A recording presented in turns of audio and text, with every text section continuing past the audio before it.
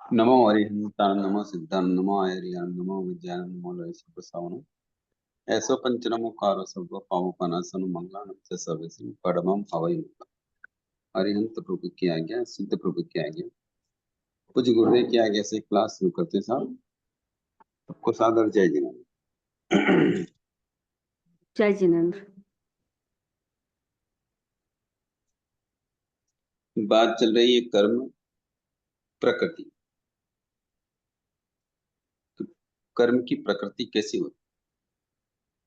यूं हमने ज्ञानावरणी प्रकृति, दर्शनावरणी की प्रकृति और वेदनी और मौनी, इन चार कर्मों की प्रकृति से संबंधित बात करनी। आज बात करेंगे आयु कर्म की क्या प्रकृति होती है, उसके लक्षण, उसका स्वभाव, उसके बंध की क्या कारण, उसके बारे में चर्चा करें। आयुष कर्म।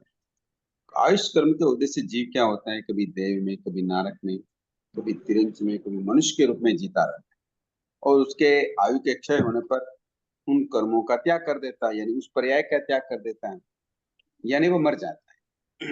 व्यवहार भाषा, वो शरीर को छोड़ देता है, उसे आयुष कर्म कहते हैं। जीवों के जीवन धारण करने की अवधि, जो समय है, उसको हम आयु कर्म कहते हैं। इस कर्म के अस्तित्व से प्राणी जीवित रहता है और इस कर्म के क्षय हो जाने पर वो मृत्यु का आलिंगन कर लेता है। कहने का मतलब यह है कि देव, मनुष्य या तिरंच या नरक, इन चारों गतियों में किस जीव को कितने समय तक जीवन बिताना है और उस शरीर से बद्ध रहना है, इसका निर्णय आयु कर्म करता है। जिस जिस गति में जाना होता है, उस गति में कितने काल तक रहना, प्रत्येक भाव में कितना समय बिताना, अर्थात आत्मा को किस शरीर में कितनी समय अवधि तक रहना, इसका निश्चय पहले से ही हो जाता है। यही कर्म इसका निर्णय करता है। इसी को हम आयुष कर्म। बात समझ में आई?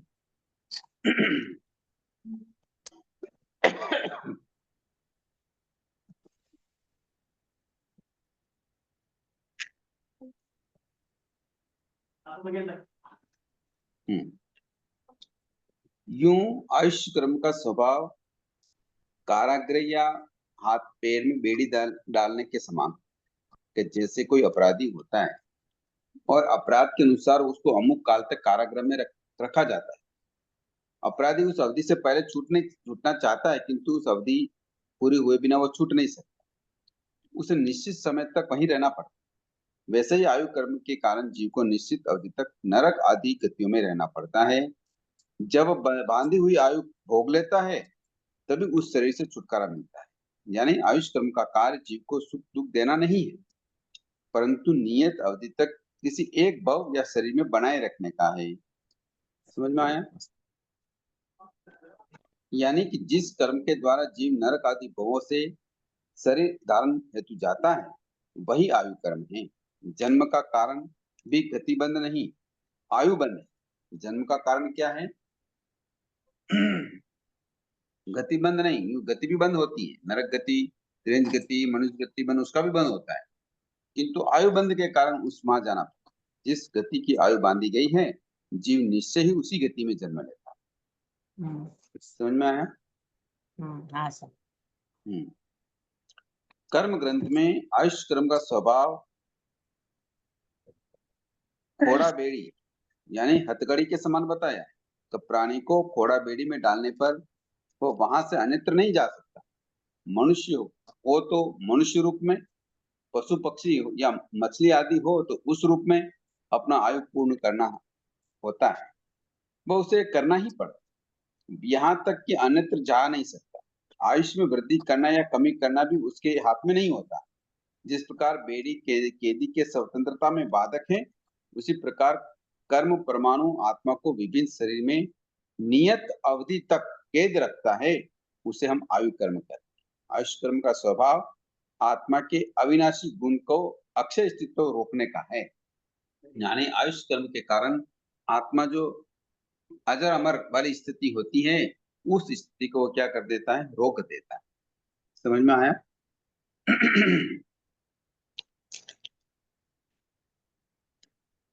आयुष कर्म का उदय चल रहा हो, तब तक आत्मा अन्य भव में या मोक्ष में नहीं जा सकता।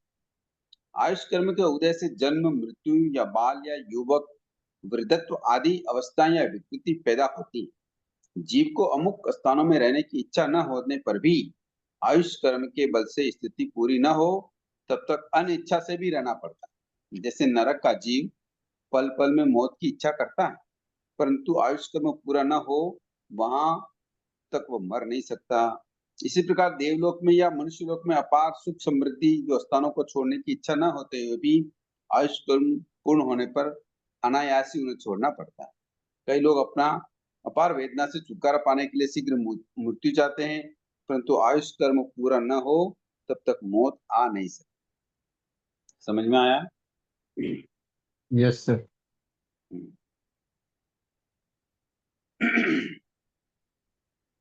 नाक से ब्राह्मणी नाम सुना है कि महातपस्वी धर्म रुचि अनंगार को कड़वा तुम्बा बहरा दिया और अशुभ भाव से बहराया। मुनि ने दया भाव से उस आहार को पूरा कर लिया। विष का परिणाम जो होना था वही हुआ। क्या हुआ? मुनि तो संभाव से वेदना सहकर आयु पूर्ण होते ही 33 सागरोपम वाली स्वार सिद्ध नामक देवलोक में दीर्घ आयु वाले देव बन गए, जबकि नागश्री अशुभ परिणामों में मरकर 22 सागरोपम वाली अशुभ दीर्घ युक्त भयंकर दुख पूर्ण छठी नरक में चली गई, जहां वह क्षण क्षण में भयंकर वेदना से त्रस्त होकर प्रतिपल मौत चाहती थी, परंतु पूर्ण आयु भोगे बिना वहां से मौत नहीं मिल सकती। समझ में आया? कहने का मतलब यह है कि आयुष कर्म समाप्त होने को आता है तब दुनिया की कोई भी शक्ति उसे रोक नहीं सकती।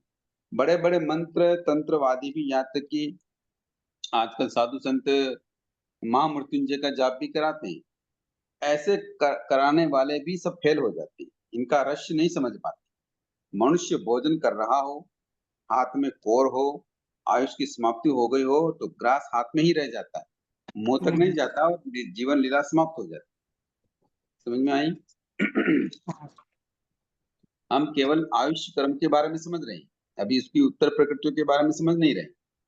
तो कहने का मतलब ये है कि जब आयुष्य पूर्ण हो जाता हो उस समय व्यक्ति कहीं भी हो, किसी भी कंडीशन पोजीशन में हो, वो उस आयुष के पूर्ण होने पर जिंदा नहीं रह सकता, उसको मरना ही होता। समझ में आया?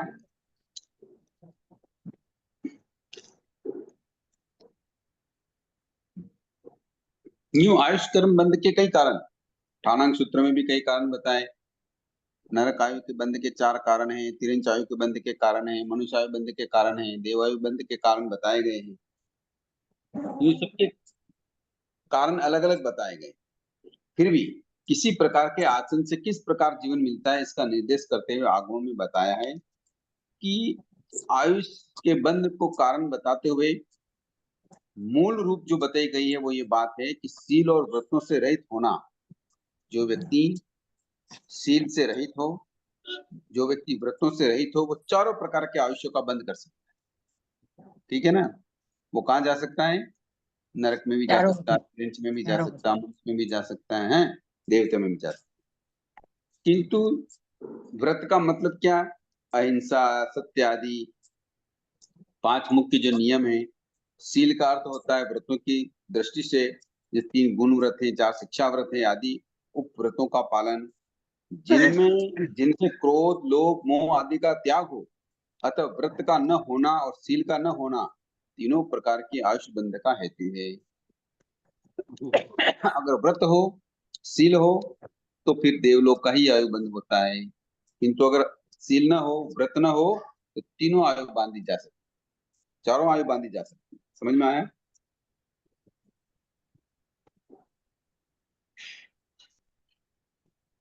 ठीक है। हाँ सर। कई बार अब अल्पायु भी होती है, कई बार दीर्घायु होती है। कोई आदमी 100 साल से ऊपर भी जी लेता है, कोई 100 साल क्या गर्भ में ही मर जाता है। तो ऐसा क्यों होता है? इसके पीछे भी लॉजिक है। भगवान बता रहे हैं भगवती सूत्र में, क्या बता रहे हैं कि 3 कारण से जीव अल्प आयु का बंध करता है और 3 कारण से जीव दीर्घ आयु का बंध करता है।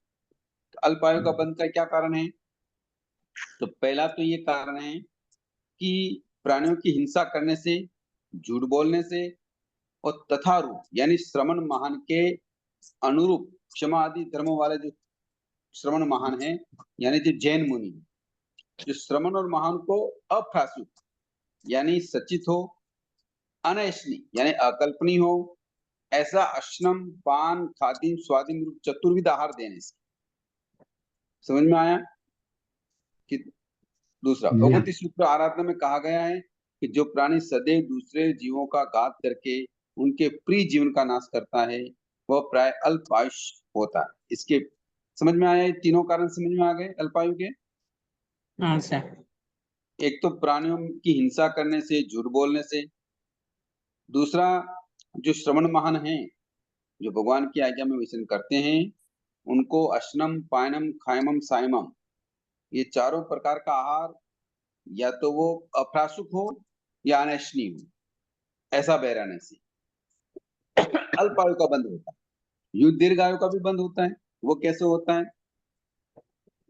कि प्राणियों की हिंसा न करने से, झूठ न बोलने से, तथा जो तथा रूप से श्रवण महान है उनको प्रासुक और ऐष्णी आसनम पानम खायमम सायमम यानी चारों प्रकार के आहार बहराने से। इसी शास्त्र में अशुभ दीर्घ आयु बांधने के विषय में भी बताया कि अशुभ भी दीर्घ हो सकता है। वो कैसे? कि 3 कारणों से जीव अशुभ दीर्घायु फल वाले कर्म बांधता है, यानी प्राणियों की हिंसा करके, झूठ बोलकर, तथारूप श्रवण महान को हिलना, निंदा, उपेक्षा करके, लोगों के समक्ष बुराई, निंदा, झिड़कना आदि अपमान करके, अमनोज, अप्रतिकार या ऐसा ही खराब अश्नम पानम खामम सामम चारों प्रकार का आहार देने से अशुभ दीर्घायु का भी बंद हो सकता है। समझ में आया? हाँ सर। और शुभ दीर्घायु का कर्म बंधन वाले भी 3 कारण है, यानी प्राणियों की हिंसा न करने से, झूठ न बोलने से, तथा श्रवण महानों को वंदना नमस्कार करके, उनका आदर सम्मान बहुमान करके, परिउपासना व्ययावृत्त करके, मनोज्ञ और प्रतिकारक स्वास्थ्य वर्धक अश्नम पानम खामम सामम चतुर्विध आहार देने से शुभ दीर्घायु का बंध होता है। बात समझ में आई? दीर्घायु और शुभ दीर्घायु में क्या फर्क है सर? दीर्घायु और शुभ दीर्घायु। एक तो अशुभ दीर्घायु, शुभ दीर्घायु नहीं, एक तो अशुभ दीर्घायु, एक शुभ दीर्घायु। अशुभ दीर्घायु, अच्छा। अशुभ मतलब नरक में चली गई ना, अभी बताया ना, कहाँ गई वो नागत्री? हाँ, नाती में। तो ये अशुभ कर्मों का बंद किया उसने। हाँ, हम्म, वो भी दीर्घायु है। और एक शुभ दीर्घायु का भी बंद किया जा सकता है, आयुष्य का बंद हो सकता है। वो हाँ, कैसे होता है अभी बताया? समझ में हाँ आया? सर। हाँ सर। तो इस तरीके से अल्पायु और दीर्घायु के बंद होते हम्म, हैं। अब प्रश्न हो सकता है कि आयुष्य कर्म कब बंधता है? संसार में 4 प्रकार के जीव हैं, देव, नारक, मनुष्य और तिर्यंच। देवों और नारकों का अगले भव का आयुष्य 6 महीने की आयु शेष रहने पर ही बंध जाता है। मान लो कोई नारकी के जीव है या कोई देवता का जीव है, तो उनका 6 महीने का आयु शेष रहता है और परभव का आयु बंद हो जाता है। किंतु पंचेंद्रीय संगी मनुष्य और तिरंज की आयु निम्नोक्त रूप से बंधती है। कैसे बंधती है? कि वर्तमान भव की निश्चित आयु को 3 भागों में बांटने पर, उसमें से 2 भाग बीत जाने पर शेष रहे 1 भाग में अगले भव की आयु बंध सकती है। समझ में आया? मान लो किसी की आयु 90 साल की है, तो 3 भाग कितने होंगे? 30। 30 30 के 3 भाग होंगे। हाँ, उसमें से 2 भाग बीत जाए, यानी 60 साल की उम्र आ जाए, हाँ, तो क्या होगा? तिरंच और मनुष्य क्या कर सकेंगे? अगले भव की आयु बांधे। समझ में आया? अगले वर्ष की आयु का कदाचित ये 60 साल की उम्र बीत गई, फिर भी उनका आयु बंद नहीं हुआ। यदि उस समय भी आयु बंद न बंधे तो वैसे परिणाम में जो शेष आयु है उसके 1 भाग को भी 3 हिस्सों में बांट दीजिए। अब हमारे पास कितना भाग बच गया है? 1 भाग। 30 साल की उम्र बची हुई है ना? हाँ, 30 क्योंकि साल 60 की। साल के हो गए, आयु बंद नहीं हुआ। तो अब कितनी आयु बची हुई है? 30 साल। अब 30 30 साल साल। के भी 3 भाग करेंगे। कितने भाग करेंगे? 3 भाग। 3 भाग करेंगे। 2 भाग बीतने के बाद आयुष का बंध हो सकता है। समझ में आया? 30 के भी 3 भाग करेंगे तो कितना होगा? 10। 10 होगा। तो 20 साल की आयु बीतने पर जीव का जो तिरंछ हो या मनुष्य, उसका आयु बंद हो जाएगा।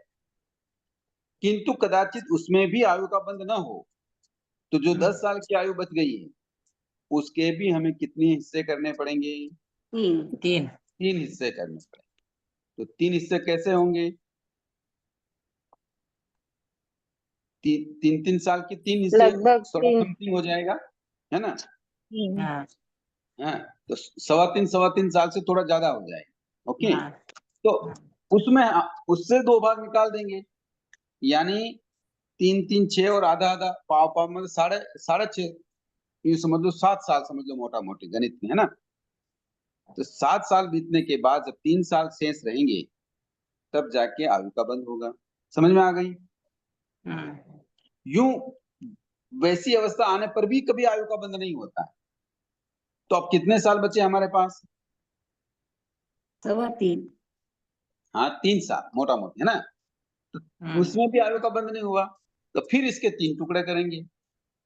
उसमें भी नहीं हुआ, तो यूं करते करते जब अंतिम समय अंतर मुहूर्त रहेगा आयुष का, उस समय तो प्रभव की निश्चित ही आयु क्या हो जाएगी?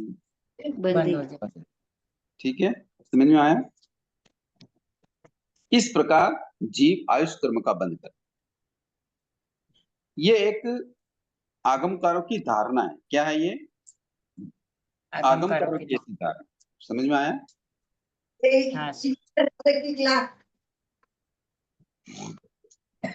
और किस अवस्था में जीव आयु बांधता है? तो जब जीव के या तो अत्यधिक मंद परिणाम होंगे तो भी आयु का बंध नहीं होगा, या उत्कृष्ट परिणामों में होंगे तो भी आयु का बंध नहीं होगा।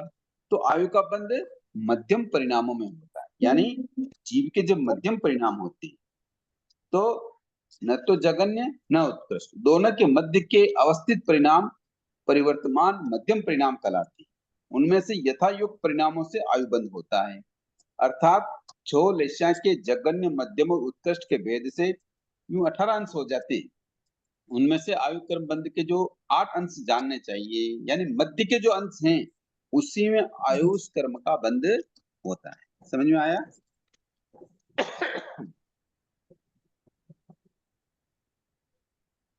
8 अंश कैसे भाई साहब? 6 के 18 हुए तो मध्य के तो 6 ही होते हैं ना? जघन्य, हाँ, मध्यम, उत्कृष्ट करेंगे तो आगमकारों ने 8 अंश बताए। मध्यम के देखो बताए ना, जैसे कितने अंश हैं वो टोटल? जघन्य, मध्यम और उत्कृष्ट भेद से 18 अंश हैं। हाँ 18 हुए। हाँ तो ठीक है, मध्यम के 6 होंगे। हाँ, पर मध्यम के 6 नहीं पकड़ के आगमकार यहाँ 8 अंश बता रहे हैं। यानी जी 18 में से 8 गए तो कितने रहे? 10, 5 आगे के और 5 10। पीछे के छोड़कर। अच्छा ठीक। अच्छा, 5 पीछे के, 5 उत्कृष्ट, 5 जघन्य, 5 उत्कृष्ट और बीच के 8 मध्यम। तो इस प्रकार अगर मध्यम परिणाम होंगे तभी आयु का बंध होता है। समझ में आ गया?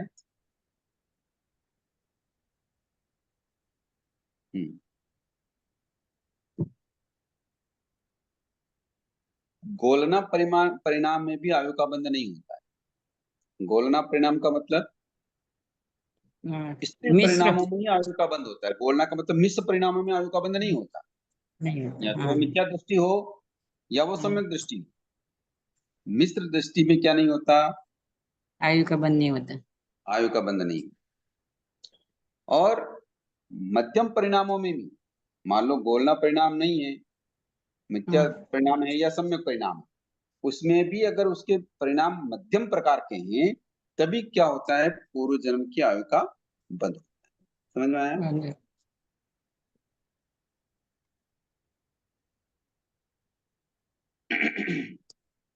आयुष्य क्रम में भी 2 परिणाम, 2 प्रकार के हो सकते हैं। एक तो अपवर्तनी, एक अनपवर्तनी। इसको सोपक्रमी और निरुपक्रमी भी कहते हैं। यूं तो प्रत्येक जीव के अपने जीवन काल में प्रतिक्षण आयु कर्म को भोग होता रहता है और प्रतिक्षण आयु कर्म के परमाणु भोग के पश्चात पृथक पृथक भी होते रहते हैं। जिस समय वर्तमान जीवन के पूर्वज आयु कर्म के समस्त परिणाम परमाणु क्षीण होकर आत्मा से अलग हो जाते हैं, उसी समय प्राणी को वर्तमान शरीर छोड़ना पड़ता है, यानी उसको मरना पड़ता है। वर्तमान शरीर को छोड़ने से पूर्व ही भावी नवीन शरीर आयु कर्म का बंद हो जाता है। यह उपयुक्त तथ्य से स्पष्ट होता है। किंतु यदि आयुष कर्म की काल अवधि इस प्रकार से नियत है, तो अकाम मरण या आकस्मिक क्यों होता है? इसके समाधान के लिए जन्म जैन कर्म शास्त्रों ने बताया कि दो प्रकार की आयु होती है, एक होती है अपवर्तनीय, एक होती है अनपवर्तनीय। यानी जो किसी भी कारण से कम नहीं हो सकती, बीच में टूटती नहीं है, अपनी स्थिति का भोग यानी आयु का भोग करके ही वो जीव आयु का क्षय करता है या मरता है। जितने काल के लिए बांधी गई आयु है, उतने काल तक भोगी जाती है, वह अनपवर्तनीय आयु कहलाती है। क्रमिक भोग में आयुष कर्म का भोग स्वाभाविक रूप से धीरे धीरे होता रहता है। तो अपवर्तनीय और अनपवर्तनीय का मतलब यह होता है, जो आत्मा जितनी आयु लेके आई है उतनी पूरी भोगे, चाहे कैसे भी परिस्थिति आ जाए, तो उसको बोलते हैं अनपवर्तनीय आयु। और किसी जीव के अगर आयु बीच में ही टूट जाती है, वो मर जाता है, तो उसको बोलते हैं अपवर्तनीय आयु। समझ में आया?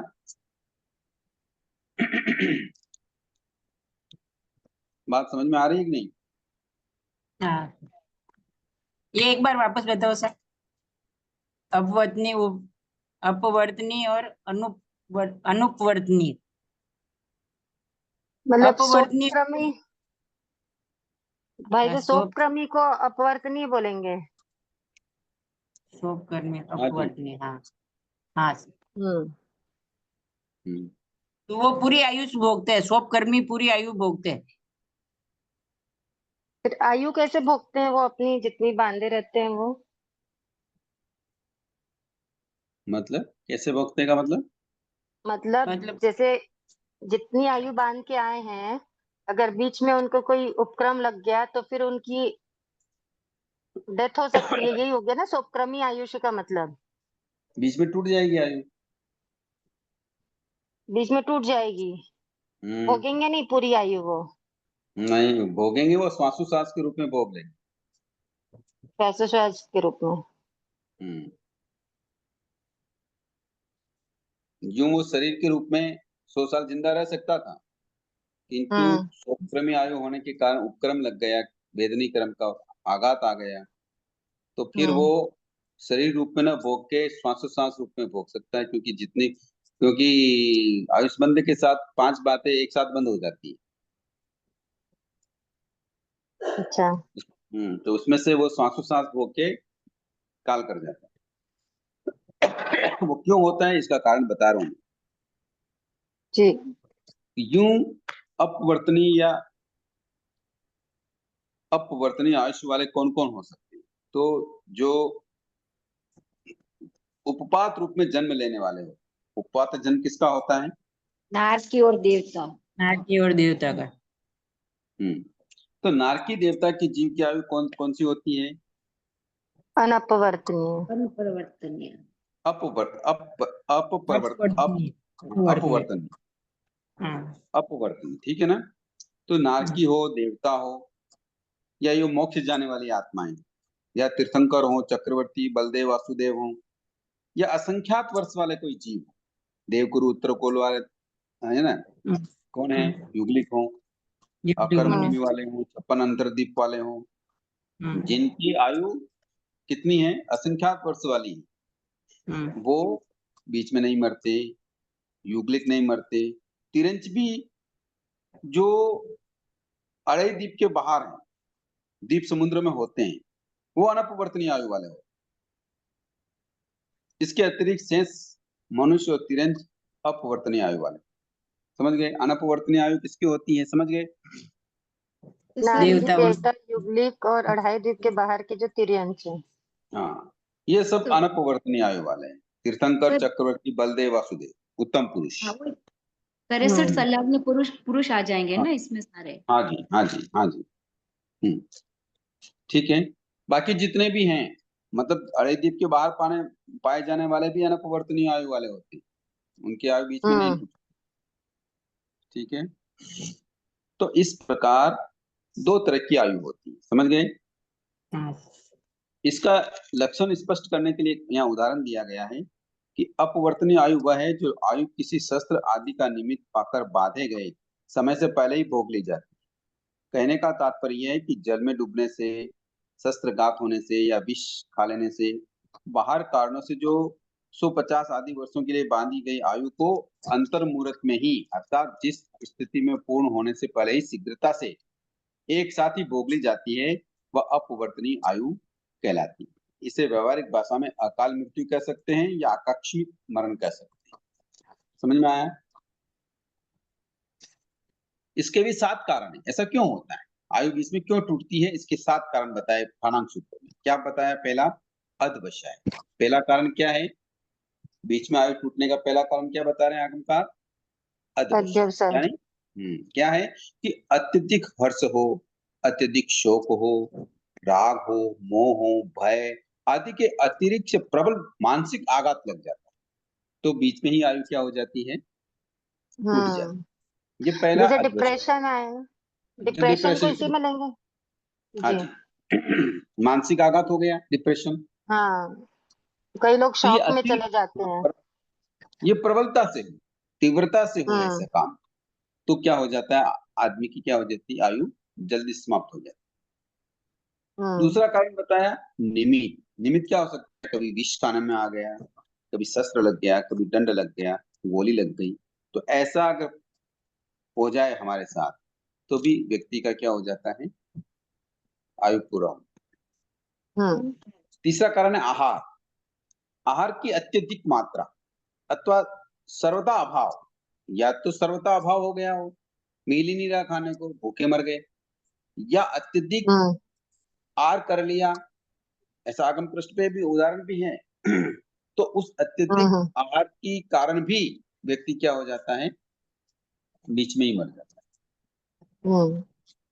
कई बार वेदना तीव्र होती है, सूल सूल की वेदना, पीड़ा, तनाव, चिंता या असह्य व्याधि, कोई रोग हो जाए तो भी क्या हो सकता है, आयुष्य का बीच में टूटना। आयुष पूरी हो, आयुष्मान। या कभी सर्पदंश हो जाए, या ऐसी वस्तु या जिसके छूने से सारे शरीर में विष फैल जाए, तो भी क्या हो सकता है, आयु आयुष्य पूरी को हो। मर। आयुष्मान। कई बार श्वास निरोध हो जाए, जिसे व्यवहारिक दशा में हार्ट फेल कर दें, हृदय गति का रुकना, अवरुद्ध होना कर दें, अथवा श्वास गति का बंद हो जाना कह सकते हैं। ये सातों ही कारण अपवर्तनीय आयु के हैं। समझ में आया। आयु हाँ सोपक्रम और निरुपक्रम दो प्रकार की। सोपक्रम आयु वाले व्यक्ति को अकाल मृत्यु योग, विष शस्त्र आदि का सहयोग प्राप्त होता है, और अपवर्तनीय आयु सोपक्रम, अपवर्तनीय आयु सोपक्रमी वाली होती है। इसमें विष शस्त्र हम्म। आदि का निमित्त अवश्य प्राप्त होता है, और उस हम्म। निमित्त के कारण जीव नियत समय से पूर्व ही मर जाता है। परंतु अनपवर्तनीय आयु सोपक्रम और निरुपक्रम दोनों प्रकार की होती है। समझ में आ गए। अच्छा। अनपवर्तनीय आयु हाँ सोपक्रमी वाली भी होती है, निरुपक्रम वाली भी होती है, अर्थात उस आयु में अकाल मृत्यु का उपक्रम होता भी है और नहीं भी होता है, किंतु उन निमित्तों का संयोग होने पर भी अनपवर्तनीय आयु वाला तो नियत काल पूर्ण करेगा ही, किंतु हम्म। अपवर्तनीय आयु वाला प्राणियों के शस्त्र आदि कोई न कोई निमित्त मिल ही जाता है, जिससे वह अकाल में ही मर जाती है। किंतु अनपवर्तनीय आयु वाले को कैसा भी प्रबल निमित्त क्यों न मिले, वे अकाल में नहीं मरते हैं। बात समझ में आई है। तो फिर सोपक्रम कैसे आया इसमें? नहीं, आयु दो तरह की बताई ना, कहने का नहीं, मतलब वो ठीक है। अनपवर्तनीय जो आयु अनपवर्तनी। है। हाँ जी। जी। अनपवर्तनी में सोपक्रमी भी होती है और निरुपक्रमी भी होती है बोले। हाँ, अगर तो उनको उपक्रम नहीं मिला, जैसे मान लो कोई सामान्य व्यक्ति है, उनके वेदनी क्रम का उदय ही नहीं आया, हम्म। भले आयु उनकी क्या है, सोपक्रमी है। सोपक्रमी है, किंतु नहीं मरेगा। अच्छा, किंतु उपक्रमी नहीं किसी आता। के उपक्रम लग भी गया, किंतु आयु हम्म। अनपवर्तनीय वाली है, जैसे उत्तम पुरुष, हाँ हाँ हाँ। तो वो नहीं मरेंगे। समझ में आया? तो नहीं मरेंगे तो फिर उसको सोपक्रमी आयुष्य क्यों बोले? उपक्रम तो लगा ना। तो ऐसे तो निरुपक्रमी वालों को भी उपक्रम तो कभी लगता ही होगा जीवन में। नहीं नहीं, इसमें क्या बताया कि अनपवर्तनीय आयु नियत काल से पहले पूर्ण नहीं होती। अपवर्तनीय आयु वाले के प्राणी को तो शस्त्र आदि कोई न कोई निमित्त मिल ही जाते हैं, जी जो अपवर्तनीय वाले हैं, है ना? हाँ। तो उनको तो कोई न कोई निमित्त मिल जाते हैं जिससे वह अकाल में ही मर जाते हैं। किंतु हम्म अनपवर्तनीय आयु वाले को कैसा भी प्रबल निमित्त भी क्यों ना मिल जाए, यानी उपक्रम भी क्यों ना लग जाए, तो भी उनकी हम्म मृत्यु नहीं होती। तो भी नहीं मरते। जी हम्म। तो इस प्रकार आयु के संबंधित यहाँ बहुत विस्तार से बात की गई। इसको एक उदाहरण से भी यहाँ अपन समझ सकते हैं कि अपवर्तनीय और अनपवर्तनीय आयुबंध परिणाम के वातावरण पर निर्भर करते हैं। इसको बड़ा ध्यान से सुनना कि जैसे अपवर्तनीय और अनपवर्तनीय आयु का बंध परिणाम के तारतम्य पर अवलंबित है। इन दोनों प्रकार की आयु का बंध स्वाभाविक नहीं पड़ता। भावी जन्म की आयु वर्तमान जन्म में बांधी जाती है। भविष्य में हम कहाँ जाएंगे, कौन सी गति या कौन सी गति का आयु बांध करेंगे, ये कब हो जाता है? एक तिहाई समय बचा इसी रहता भाव है में हो तब। जाता है, इसी भाव में हो जाता है। हाँ हाँ, तो आयु बंध के समय यदि परिणाम मंद हो तो आयु का बंध भी शिथिल पड़ता है। इस कारण निमित्त मिलने पर बंध काल की काल मर्यादा घट जाती है। इसके विपरीत यदि आयु बंध के समय परिणाम तीव्र हो तो आयु का बंध गाढ़ा होता है। बंध के गाढ़ होने से निमित्त मिलने पर भी बंध कालीन मर्यादा कम नहीं होती और आयु एक साथ भोगी नहीं जा सकती। अतः तीव्र परिणामों से बांधी गई आयु शस्त्र विष आदि प्रयोग होने पर भी अपने नियत काल मर्यादा के से पहले पूरी नहीं होती। जबकि मंद परिणाम जन्य शिथिल बंधन वाली आयु शास्त्र आदि के प्रयोग से होते हैं, वह स्व नियत काल सीमा समाप्त होने से पूर्व ही अंत मुहूर्त में भोग ली जाती है। आयु के इस शीघ्र भोग का नाम अपवर्तनीय है या अकाल मृत्यु है। नियत कालिक भोग को अनपवर्तनीय या अनपवर्तनीय या काल मृत्यु कहते हैं। समझ में आया? नहीं समझ में आया? यानी कि जो अगर हमारे मध्यम परिणामों में आयु का बंध होता है, ये बात पहले बताई ना, उन मध्यम परिणामों में भी अगर हमारे परिणाम कमजोर हैं, यानी जघन परिणाम वाले या थोड़े परिणाम वाले मध्यम दर्जे में भी, तो आयु अल्प बंधेगी।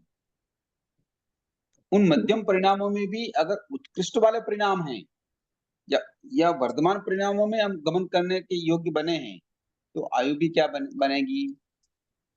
दीर्घ परिणाम वाली बनेगी। ऐसा ये समझ में आया?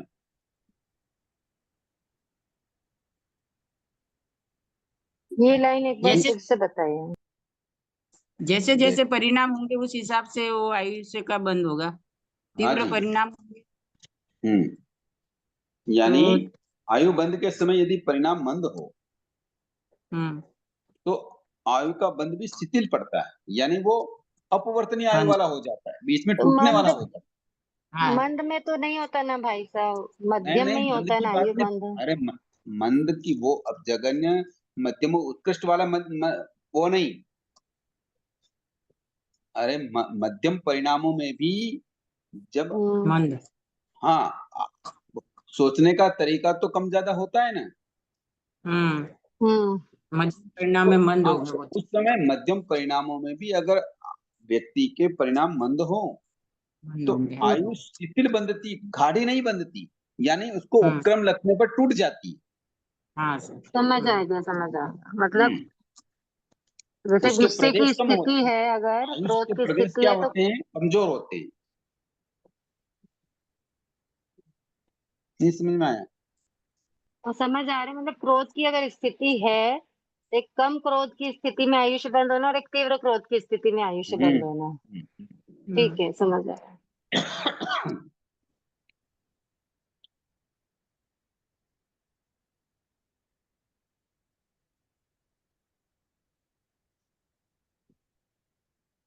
यहाँ एक प्रश्न आया है, आगमकारों ने प्रश्न बनाया और उसका उत्तर दिया है। यहाँ प्रश्न आया कि अपवर्तनीय आयु में, अपवर्तनीय आयु का क्या मतलब हुआ? उपक्रमी आयु। हाँ, यानी उपक्रम लगने पर शीघ्रता से भोगी जाने वाली आयु, है ना? हाँ, मतलब बीच में ही मरने की स्थिति वाली आयु, यानी हाँ। अपवर्तनीय आयु में यदि नियत काल मर्यादा से पूर्व ही आयु का भोग हो जाता है तो कृतनाश या अकृत आगम या निष्फलता दोषों का प्रसंग उपस्थित हो सकता है। ये एक शंका उपस्थित की, प्रश्न बनाया यहाँ आगमकारों ने, इसका उत्तर भी दे रहे। क्या क्या हो सकता है यहाँ कि जैसे मान लो अपवर्तनीय आयु में यदि नियत काल या नियत समय से पूर्व ही आयु का भोग हो जाता है तो जो कृतनाश हो जाएगा, कृत का मतलब जितनी आयु बांधी है उसका क्या हो जाएगा?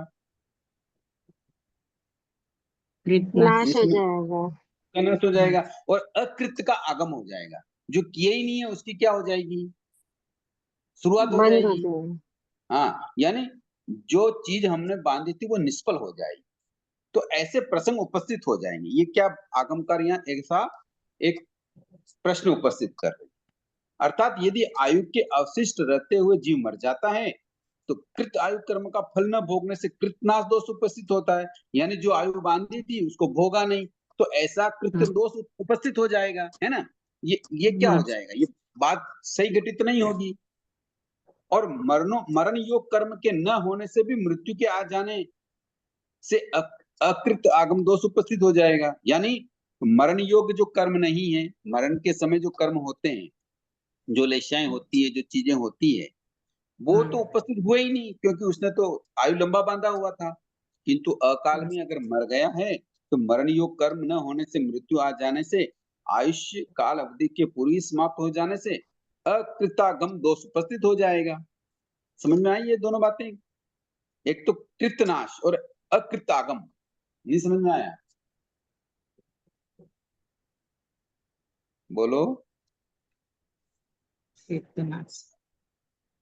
दोनों बातें समझ में आई क्या? एक बार सिंपल लैंग्वेज में बता दीजिए भाई। सिंपल लैंग्वेज में ये बात है कि जैसे मान लो हमने आयु बांधी और आयु बीच में अगर टूट रही है तो कृतनाश हो जाएगा ना, जो बांधी हुई आयु है उसको भोगा ही नहीं, हम्म। तो कृतनाश हो गया। जो किया हुआ था उसका क्या हो गया? नाश हो गया। नाश हो गया। और कृतनाश। जो मरण योग्य कर्म उदय में आए ही नहीं तो अकृत का आगम हो गया। जो किए ही नहीं है उसको क्या आगम, अकृत हुआ कि नहीं हुआ? हाँ, उसकी बिना किया शुरुआत हुआ हो गई। उदय में है। हाँ, वो उदय में आ गया। और क्या हो गया? जो अवशिष्ट बंधी हुई आयु भोग न होने से उस आयु वो निष्फल निष्फल हो गई। वो आयु क्या हो गई? निष्फल हो। निष्फल हो गई। तो ऐसे दोष प्रसंग आता। इन दोषों से निवृत्ति कैसे हो सकती है? जब अगर अपवर्तनीय आयु हो, अगर उपक्रम लगने से आयु नष्ट हो जाती हो तो इन दोषों की निवृत्ति कैसे होगी? यानी इन दोषों से हम कैसे समझेंगे? तो इसका समाधान करते हुए आगमकार कह रहे हैं कि अपवर्तनीय आयु में जो पूर्वोक्त दोषों की संभावना बिल्कुल नहीं। जो तीनों दोष बताए ना, कृतनाश, अकृतागम और निष्फलता, ये तीनों दोष बिल्कुल भी नहीं, क्योंकि इस आयु में भी बंधी हुई आयु पूरी की पूरी भोगी जाती। बद्ध आयु का कोई भी अंश ऐसा नहीं बचता जो भोगा न जाता, यानी विपाक अनुभव किए बिना बद्ध आयु का कोई भी भाग नहीं छूटता। समझ में आई बात? नहीं आई? हाँ, ये अवश्य है कि इसमें बधी हुई आयु काल मर्यादा के अनुसार न भोगी जाकर एक साथ शीघ्र ही भोग ली जाती है। अपवर्तन का अर्थ ही शीघ्र ही अंतर मुहूर्त में अवशिष्ट कर्म भोग लेना। इसलिए इस आयु में न तो कृत कर्म का नाश है, न ही बद्ध कर्म आयु की निष्फलता है। तथा बद्ध आयु कर्म अनुसार आने वाली मृत्यु होने से अकृत कर्म का आगम भी नहीं है। यानी कहने का मतलब ये है कि जो जो तीनों दोष आगमकारों ने शंका की, उनका यहाँ कोई भी अर्थ नहीं। क्यों? कि मान लो किसी की अपवर्तनीय आयु है तो वो आयु शीघ्र भोग सकता है। कैसे? मैंने बताया कि सांसों सांस के माध्यम से भी आयु की क्या हो सकता है? विपाक उदय आ सकता है, वो विपाक उदय करके आयु का पूर्ण भोग करता है। और जब आयु का पूर्ण भोग होना होता है तो नए आयुष का बंध भी तो हो जाता है ना, हाँ तो अकृत आगम का भी दोष नहीं लगता है ना। जो आयु थी उसको विपाक रूप में भोगी तो निष्फलता का कोई कारण भी नहीं। समझ में आ गया। तो अब प्रश्न और हो सकता है कि दीर्घ काल की जो मर्यादा वाले कर्म हैं वो अंतर्मुहूर्त या अल्पकाल में कैसे भोग लिए जाते हैं, इसे समझाने के लिए 3 दृष्टांत यहाँ प्रस्तुत किए गए हैं। इससे हमें ये समझ में आ जाएगा कि अपवर्तनीय आयु कैसे भोगी जाती है। ठीक है, कि जैसे सूखी घास के सघन ढेर में एक तरफ से छोटी सी चिंगारी छोड़ दी जाती है तो वह उस तृण राशि के एक एक तिनकों को क्रमशः जलाते जलाते उस सारे ढेर को बहुत अधिक समय में जला पाती है।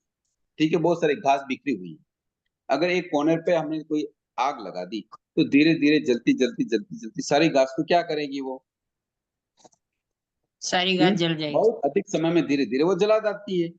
किंतु उस कोई उस घास के ढेर को ढीला करके उसमें से चारों ओर से चिंगारी छोड़ दे, मतलब जो घास लगी है तो एक कोने में नहीं लगा के चारों तरफ आग लगा दे, तो हाँ, क्या होगा, गैस जल्दी से वायु जल्दी की जल जाएगी, अनुकूलता से क्या हो जाएगी, एक जल्दी साथ जल शीघ्र ही जल के वो घास क्या हो जाएगी, जल जल जाएगी। जाएगी। इसी प्रकार अपवर्तनीय आयु के भोगने में सिर्फ देरी और जल्दी का अंतर पड़ता है और कुछ नहीं। उसके जलने में कोई अंतर पड़ता है क्या? वो जो नहीं। दिए में एक साथ 4 बाती लगा देते हैं वही वाला एग्जाम्पल जैसा हो गया ना भाई हाँ साहब। जी, हाँ जी, हाँ जी, हाँ। अब इसको दूसरा उदाहरण दे रखा है, यहाँ क्या दिया कि गणित के एक जटिल प्रश्न को हल करने के लिए एक सामान्य व्यक्ति गुणा भाग की लंबी रीति का आश्रय लेता है, जबकि दूसरा गणित शास्त्री उसी प्रश्न को हल करने के लिए संक्षिप्त राशि का आश्रय ले लेता है, मतलब वो किसी फार्मूले का आश्रय ले लेता है, मगर दोनों का समान आंसर आता है। एक तो गुणा भाग लगाएगा, बारकड़ी बोलेगा, दो दो चार, दो दो तीन दो छह, चार दो आठ ऐसे बोलेगा। एक कोई फार्मूला हाँ, लगाकर उस गणित का क्या निकाल लेता है, तुरंत आंसर हल निकाल। निकाल। तो आंसर तो दोनों सही निकालते हैं ना। हाँ, ठीक है, तो एक में तीसरा टाइम उदाहरण, लगता है। टाइम लग रहा है वो अलग बात है। तीसरा हाँ, उदाहरण दे रखा है कि एक तुरंत धोया हुआ कपड़ा जल से भीगा ही इकट्ठा करके रख दिया तो वो बहुत देर से सूखता है। मान लो कोई चादर है, उसको धोई, हाँ, गीली की गीली उसको समेट के रख दी, है ना, हाँ, तो वो देर से सूखेगी। परंतु उसी गीले कपड़े को खूब निचोड़ कर धूप में फैलाकर सुखा दिया तो जल्दी सूख जाएगी। इसी तरह अपवर्तनीय आयु में शस्त्र आदि का निमित्त मिलते ही आयु कर्म के समस्त दलिक एक साथ भोगे जाते हैं, मगर भोगे जाते हैं वे शीघ्रता के साथ। भोगना तो बांधा हुआ आयुष कर्म पूरा का पूरा ही होता है, उसमें कोई अंश छूटता नहीं। समझ में आया? हाँ,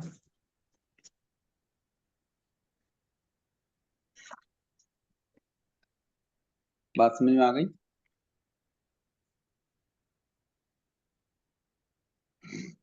हाँ हाँ। सामान्य रूप से कई तरह से समझा रहे हैं आगमकार। तो सामान्य रूप से आयु के दो प्रकार भी होती है, एक तो भवायु होती है, एक अदायु होती है। इसको भी थोड़ा समझ लेते हैं क्योंकि ये कई तरह से थोकड़े में आती है, काय स्थिति वगैरह के जो थोकड़े चलते हैं उसमें ये आयु आती है। यानी दो प्रकार की आयु, एक तो अद्धा आयु, एक भवायु। अद्धा शब्द का अर्थ होता है काल, आयु शब्द से द्रव्य की स्थिति समझना, यानी द्रव्य का जो अच्छा, त्रैकालिक स्थिति काल है उसे अद्धा अद्धा आयु कहते हैं। द्रव्यार्थिक नय की अपेक्षा से द्रव्यों की अद्धायु अनादि अनादि अनिधन है, न उसकी शादी है न उसका अंत है। समझ में आया? हाँ, किंतु पर्याय नय की अपेक्षा से अद्धायु के 4 भेद होते हैं, अनादि अनिद्दत, शादी अनिद्दत, सनिद्दत अनादि और शादी सनिद्दत। भवायु का अर्थ है कि भव यानी शरीर का धारण करना, अर्थात भव धारण करने में समर्थ आयु क्रम को भवायु कहते हैं। अथवा भव स्थिति मतलब उसी भव में मरकर पुनः उसी भव में उत्पन्न करना को काय स्थिति, यानी एक काय में मरकर पुनः उसी में जन्म ग्रहण करने की स्थिति को अद्धा आयु कहते हैं। अद्धा आयु निरूपक्रमी होती है, भव आयु सोपक्रमी होती है। बात समझ में आ गई है? नहीं आई? हम्म,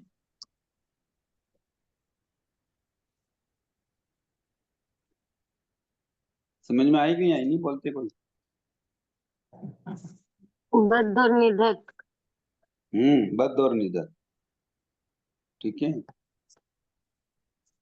यानी उसी भाव में मरकर पुनः उसी भाव में उत्पन्न रहना, वो तो है भव स्थिति। तो काय स्थिति, भव का मतलब जैसे मनुष्य भाव, मनुष्य भाव में मर के मनुष्य भाव में उत्पन्न होना। काय स्थिति मतलब उसी शरीर में उपस्थित होना। ये तो इस प्रकार दो तरह की आयु की होती। यूं आगामी भव में उत्पन्न होने के लिए जब गति जाति का बंधन आयु बंध के कहलाता है, उसके 6 प्रकार है। यानी जो पूर्व भव की आयु अगर बंद कर रहे हैं तो 6 बातें एक साथ बंध जाती। कौन सी बन जाती है? कि उसकी जाति क्या हो, उस प्राणी की जाति क्या होगी, उसकी गति, उसकी स्थिति, उसकी अवगाना और प्रदेश और अनुभाग, ये क्या होंगे, आयुष बंध के समय ही उसका क्या हो जाता है, बंद। डिसाइड हो जाए। हाँ, यानी जाति का मतलब एकेंद्रिय आदि 5 जातियां हैं। जीव को जिस जाति में उत्पन्न होना होता है, मरने से पूर्व उस जाति का बंध कर लेता है। गति मरने से पूर्व वो प्राप्तव्य, ये गति का बंद कर लेता है, मतलब कौन सी गति को जाना है। स्थिति मतलब उस भव में ठहरने की स्थिति काल मर्यादा क्या होगी, मरने से पहले जीव उसे बांध लेता है। अवगाना मतलब शरीर की ऊंचाई नीचाई, यानी अवगाना कहते हैं, मरने से पूर्व जीव उसका भी बंद कर लेता है। प्रदेश यानी जिन जिन आत्म प्रदेशों पर जीव को सुख दुख का वेदन या भोग करना है, उसका बंध भी मृत्यु से पहले हो जाता है। अनुभाग यानी उसका फल कैसे अनुभव करेगा, फल तीव्र होगा, तीव्रतर होगा, तीव्रतम होगा, मंद होगा, मंदतर होगा या मंदतम होगा, ये सब मृत्यु से पूर्व जीव बांध लेता है। पाप पुण्य की दृष्टि से आयु कर्म के 2 भाग भी किया जा सकता है, शुभ आयु और अशुभ आयु। इस तरीके से पूर्व भव की आयु बंद होने से पहले ही इन 5 बातों को जीव बांध लेता है, तभी वो उसकी क्या होती है, मृत्यु होती है। बाकी मृत्यु होने का कोई कारण नहीं। समझ में आ गया?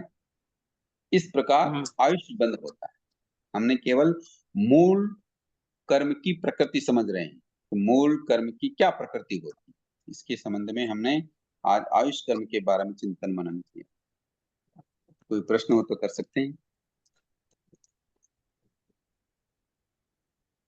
चैप्टर को टफ लगा मुझे, कम समझ में आया। मुश्किल लगा है थोड़ा चैप्टर, मुझे कम समझ में आया। नहीं तो क्या समझ में नहीं आया बताइए ना। आप केवल चैप्टर समझ में नहीं आए तो बात नहीं समझ में आती, बात क्या समझ में नहीं आई? जैसे अपवर्तनीय आयु का है, तो इसमें अपवर्तनीय आयु में मतलब जितनी आयु है उतनी भोगते हैं या बीच में टूट जाती है, वो अपवर्तनीय? देखो, अपवर्तनीय का मतलब होता है बीच में टूट जाना। अच्छा। ठीक है ना। अनपवर्तनीय का मतलब होता है बीच में नहीं टूटना, वो अच्छा। समय की अपेक्षा से। समझ में आया? हाँ, वो एक बार इस वीडियो को वापस से सुनेंगे तब पूरा समझ में आ जाएगा। हाँ, ठीक है ना। और बोलिए।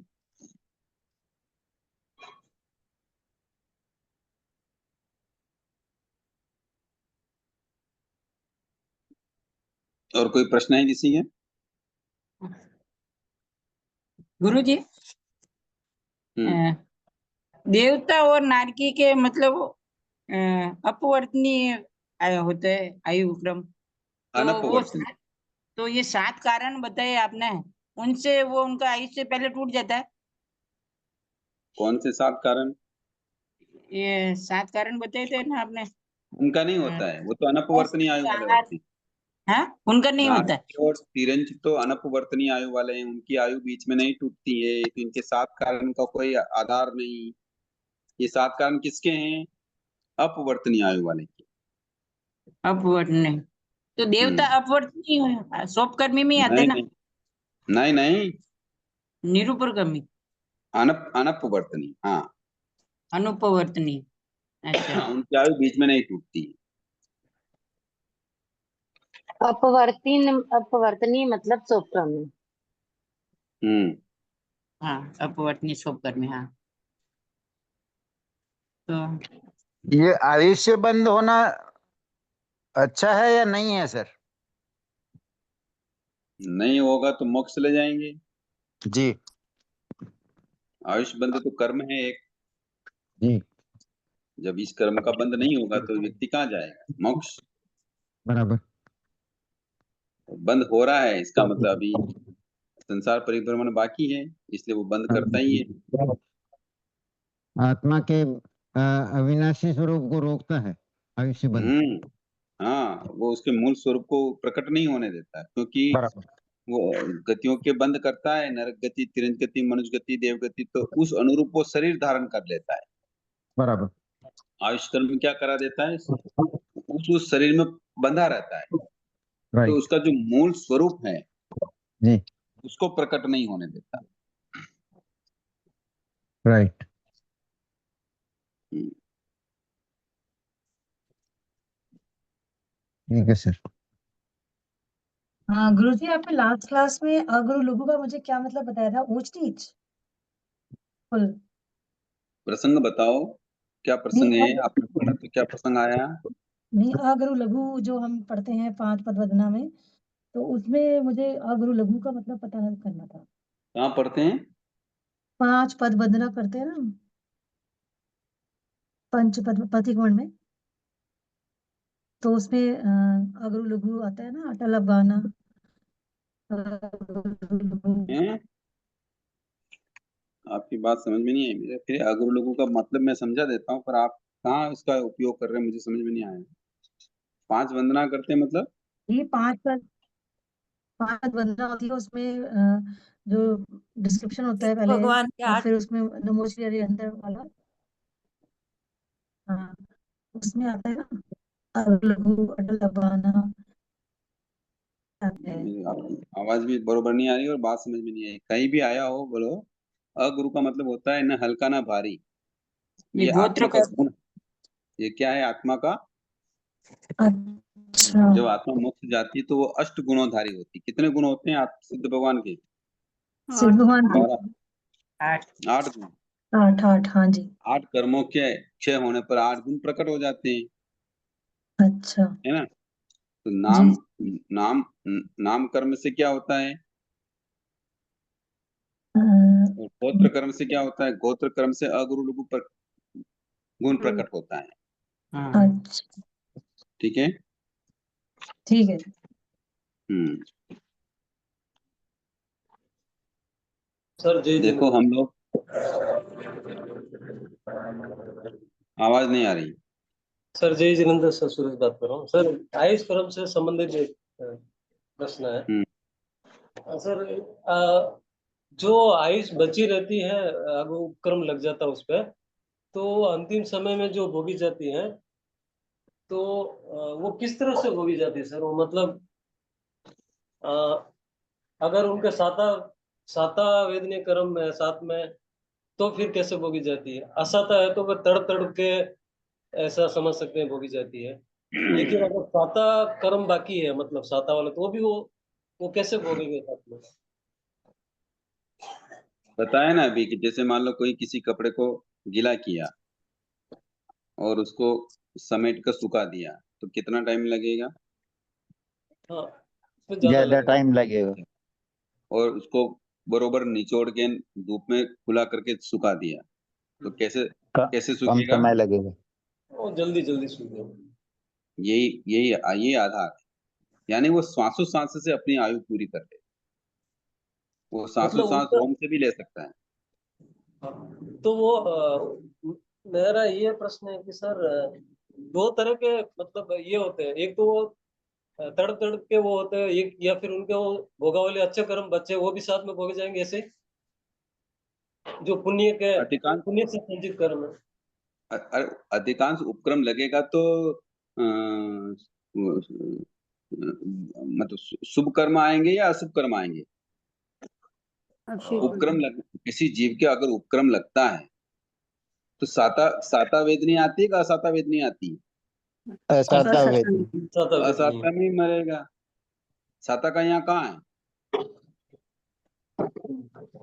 नहीं, जैसे कि साता का इस भाव का बचा हुआ है, शुभ कर्म पुण्य कर्म है, इस हाँ? भाव का बचा हुआ है, बैलेंस में है। तो पुण्य है तो उपक्रम लगने का सवाल ही नहीं ना। भले ही उसकी निरुपक्रमी आयु नहीं है, हम्म, भले ही व्यक्ति की अपवर्तनीय आयु है वो, अपवर्तनीय मतलब बीच में टूटने वाली आयु, समझे ना, किंतु कोई उपक्रम लगा ही नहीं, तो 100 साल पूरे करेगा। जब साता का उदय है तो उपक्रम लगने का सवाल कहाँ है?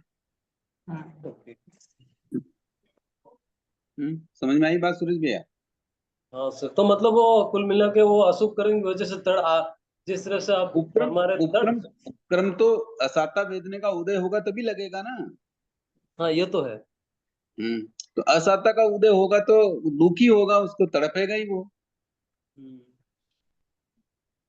कई बार सुनते हैं सर, आपने भी बहुत बार सुना होगा, एक मैंने एक सुना था कि नख काटते काटते बस नख काट रहे थे और कुछ नहीं, बस एक एक मतलब 1 मिनट भी नहीं बोल सकते, तो उसमें वहां कहाँ तड़पन हुई है वहां पे 1 मिनट के अंदर, सिर्फ 1 मिनट। नहीं तो उसको अपन अपवर्तनीय आयु कैसे कर सकते हैं? उसकी आयु भी तो पूरी हो सकती है। ओके। उसकी आयु पूरी नहीं हो सकती है। हाँ ये अब भी है, बराबर। ये तो कोई लिखा के नहीं लाया कि वो 100 साल ही जिएगा। हाँ निश्चय हम कुछ नहीं बोल सकते, बराबर है। हाँ, तो आगमकार जो बता रहे हैं उसके अनुसार तो शस्त्र प्रयोग होगा, इसलिए तो 100 क्रम कहा है। क्रम का मतलब क्या हुआ? लगना। लगना। क्या लगना? ये 7 बातें बताई। मतलब हो सकता है उसमें उनकी आयुष भी पूरी हो रही है। हाँ, अगर मान लो किसी को उपक्रम नहीं लग रहा है, अब जैसे मान लो हार्ट अटैक आ गया, बैठे हैं खाना खा रहे हैं, किसी को हार्ट अटैक आ गया, कोई उपक्रम तो लगा ही नहीं। बिल्कुल नहीं लगा। तो इसमें हार्ट अटैक भी बताया है, उपक्रम लगने में हार्ट अटैक भी है। श्वास अवरुद्ध हो गया, वो किसी कारण से ऐसा हो गया, तो ये सारी चीजें होती है। या कभी आयु भी पूरा हो जाता है। ये भी हो सकता है, आयुष भी पूरा हो रहा है, ये भी हो सकता है। हम्म मतलब ये केवली गम्य विषय। बहुत बरोबर है, पर यहाँ प्रकार बताए उसकी अपेक्षा से समझा जा सकता है ना। जैसे मान लो कोई हाँ बिल्डिंग से गिर गया, किसी को तलवार लग गई, किसी को गोली लग गई, तो ये शस्त्र लगे हैं ना, इसको अपन बता सकते हैं कि ये अपवर्तनीय आयु वाले हो गए। अपवर्तनीय। तो हार्ट अटैक भी इसी में आता था। हार्ट अटैक भी है। हाँ वही सांस रोकना। श्वास तो अवरुद्ध हो जाए, कोई गला दबा दे, मतलब श्वास इधर रुक जाती है। इधर कुछ उपक्रम लग रहा है और इधर आयुष भी पूरी हो रही, दोनों भी हो सकता है दोनों भी हो सकता है, ऐसा कोई बात नहीं। ठीक है सर, बहुत बहुत धन्यवाद सर।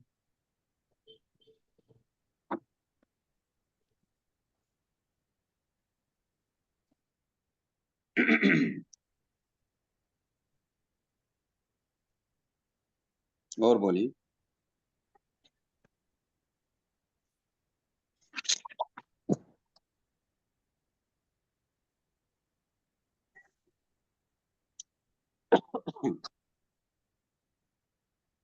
तत्वों की जानकारी तभी हो सकती है जब हम श्रद्धा के साथ उसका अध्ययन मनन करें। हम अधिकांश भरोसा या विश्वास से कार्य करते हैं, है ना। मान लो हमने समझा दिया, बता दिया, प्रवचन में गए, किसी ने बात सुना दी, प्रवचन सुन लिया, तो हम क्या करते हैं उसके ऊपर? क्या करते हैं? अनुप्रेक्षा। विश्वास करते हैं कि हाँ, महाराज ने कहा है आज उपवास करना चाहिए, महाराज ने कहा सामयिक करनी चाहिए, भरोसा, हम उनकी बात पे भरोसा करके धर्म आचरण करते हैं, है ना। श्रद्धा के साथ, हम्म श्रद्धा रखते हुए हाँ, वो उनकी बात बात कभी, मानते हैं। इसलिए आगमकार एक बात कहते हैं, केवल विश्वास करके ही आचरण नहीं करना। आगमकार क्या कहते हैं? पन्ना समीके धम्मम, यानी प्रज्ञा से धर्म की समीक्षा करो, चिंतन मनन करो कि धर्म क्या है। यानी श्रद्धा से करेंगे तो वो आत्मिक गुण होगा। क्या होगा? श्रद्धा क्या है? दर्शन आत्मा का गुण है, और विश्वास तो व्यवहारिक गुण है। विश्वास क्या है? ये तो व्यवहारिक लक्षण हो गया कि गुरुदेव ने कोई बात समझाई, हम उसको करना है। किंतु भगवान कह रहे हैं पन्ना समीकय धम्मम, कि धर्म की अपनी प्रज्ञा से क्या करो? समीक्षा करो, उसके बारे में चिंतन मनन करो।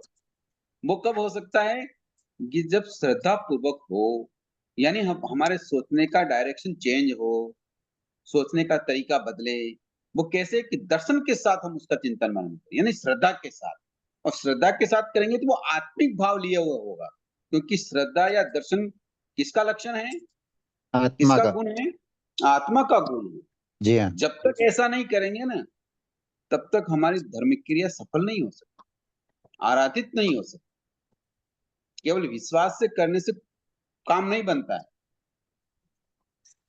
श्रद्धा के साथ करना। श्रद्धा के साथ करनी पड़ती है। और जब श्रद्धा के साथ करेंगे तो हम उसकी समीक्षा करें। समझ में आया? जी हाँ।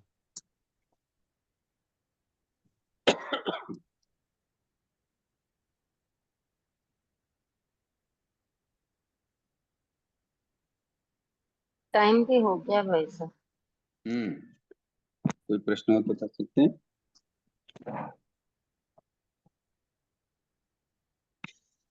ओके, जय जिनेंद्र, सबको बहुत बहुत आभार, क्षमा जय याचना। जिनेंद्र सर, बहुत बहुत आभार। जय जैन साहब, जय भारती जिनेंद्र माता सर, की बहुत बहुत जय आभार जिनेंद्र सर। साहब। बहुत बहुत जय धन्यवाद सर। जय